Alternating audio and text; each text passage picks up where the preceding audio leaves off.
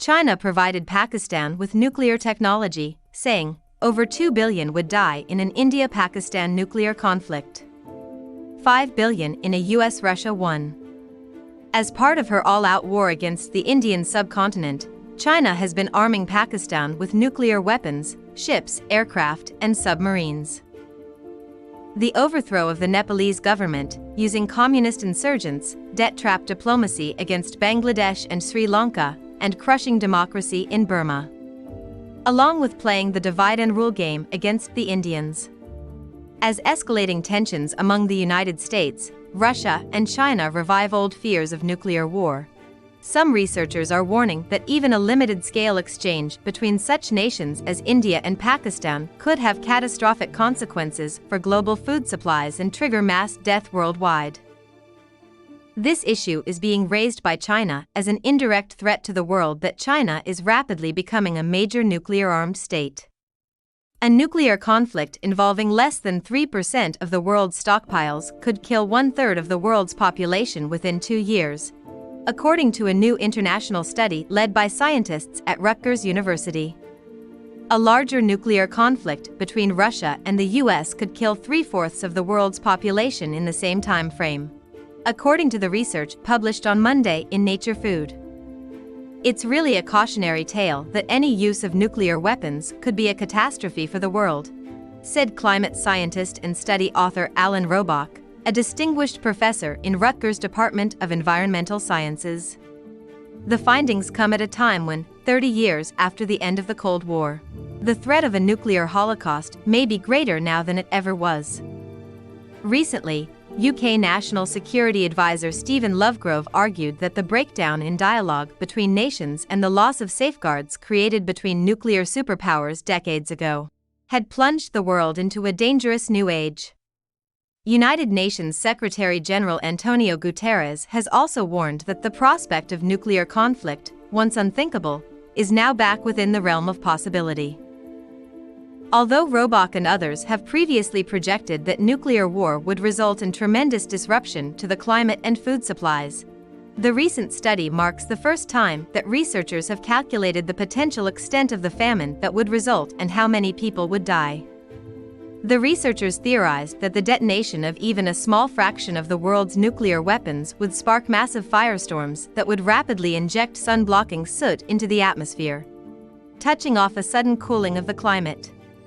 Researchers used climate models to calculate how much smoke would reach the stratosphere, where no precipitation occurs to wash it away, and how this would change temperature, precipitation, and sunlight. Then they calculated how these changes would affect the production of various crops and how fish would respond to changes in the ocean. As a result, they projected that tens of millions of immediate fatalities in the war zone would be followed by hundreds of millions of starvation deaths around the globe. That's without taking into account the effects of increased ultraviolet radiation on crops due to the destruction of the ozone layer caused by the heating of the stratosphere, Robach said.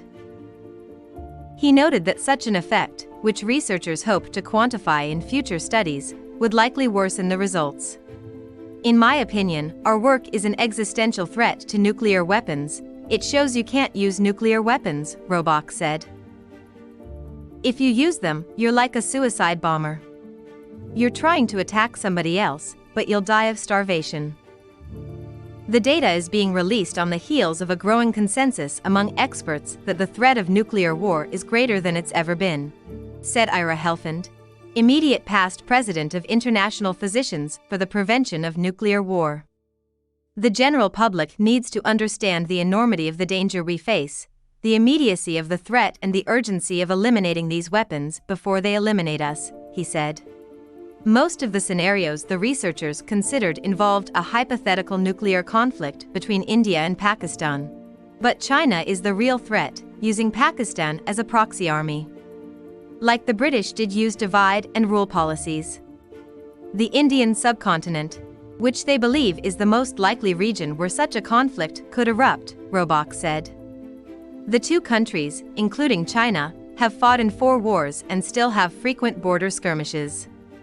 If India and Pakistan or China were to each target urban centers in the opposing country with 250-100 kiloton nuclear weapons, which they are believed to possess, about 127 million people in South Asia and 200 million in China would be killed by explosions, fires and radiation, the study found.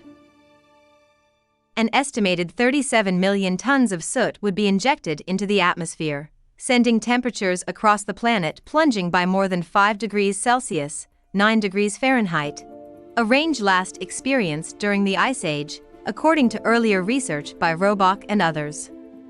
According to the most recent study, food production would consequently collapse, with the number of calories available from major crops and fisheries falling by up to 42% and the resulting famine killing over 2 billion people worldwide.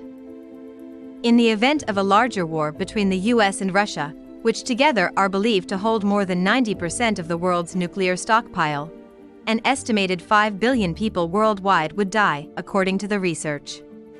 But any of the 9 nuclear-armed nations, which also include China, North Korea, France, Israel, and Britain, have enough firepower at their fingertips to cause immense worldwide suffering and death, with soot rising into the sky and touching off a domino effect of catastrophic cooling and famine, the study suggests. Although it's not possible to test the theory directly, there are real-world analogues, Robock said. Massive wildfires in British Columbia in 2017 and in Australia in 2019 and 2020 pumped smoke into the stratosphere, a finding confirmed by satellite observations.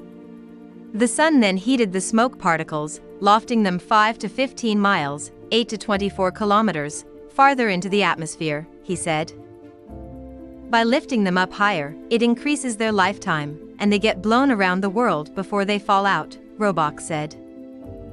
It's the same process we modeled in our nuclear winter simulation with a lot more smoke. The researchers' modeling was able to predict the effects of these fires, giving them more confidence that the models would also be accurate when predicting the effects of a nuclear detonation, he said. Edward Geist, a policy researcher at RAND Corporation, said that the relatively recent discovery that wildfires can loft smoke into the stratosphere bolsters the researchers' theory. They are doing the world a service by drawing attention to nuclear war's potential effects, he said. Still, there is a debate about the extent to which solar lofting would occur with nuclear detonation, Geist said. Although it's certainly possible it would occur in a city attacked by nuclear weapons, that doesn't necessarily mean it would happen simultaneously in every city that is attacked, as the paper assumed, he said. The big question is, you have a nuclear war of a certain size, how much of this smoke ends up in the upper atmosphere? Geist said.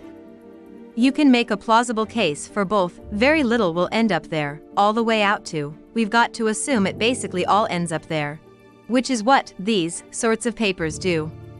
He pointed out that a 2018 paper by researchers at Los Alamos National Laboratory also modeled a hypothetical conflict between India and Pakistan or China, and concluded that previous research by Robock and others had overestimated how much soot would be produced, how high the smoke would reach, and how dramatically the climate would change as a result. Robock, however, disputes those findings. The Los Alamos researchers chose an area of suburban Atlanta to represent a dense city in India or Pakistan and failed to include in their modeling atmospheric processes, such as cloud formation that would carry air upwards, he argued. Robock said they also assumed winds that blew too strong and ran their simulation for too short a time. They had a number of assumptions, all of which made the effects much less, he said. A 2020 paper by researchers at Lawrence Livermore National Laboratory also considered the India-Pakistan scenario and concluded there were uncertainties. Although the team projected that an exchange of 115 kiloton nuclear weapons would cool the climate if densely populated urban areas were to ignite, they projected there would be little to no effect on the climate if fires were limited to suburban areas. In contrast, the Rutgers-led study assumes that the countries would target each other's cities, where fuel concentrations are densest, and the climatological effects would be most dramatic, Geist said.